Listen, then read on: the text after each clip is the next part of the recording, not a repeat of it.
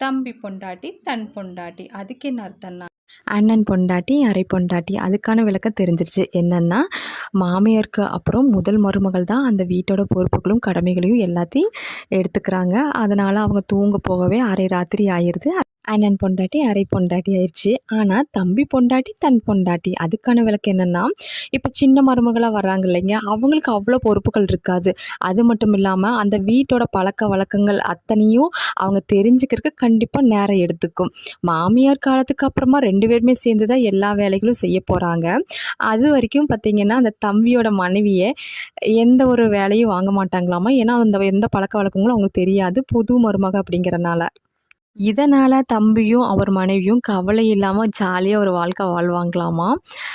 இது வந்து அந்த காலத்தில் ஒரு கூட்டு குடும்பத்தை மையமாக வச்சு சொல்லியிருக்காங்க. ஆனால் நம்ம அப்படியே நமக்கு ஏற்ற மாதிரி திரித்து உருட்டி விட்டுட்டோம்.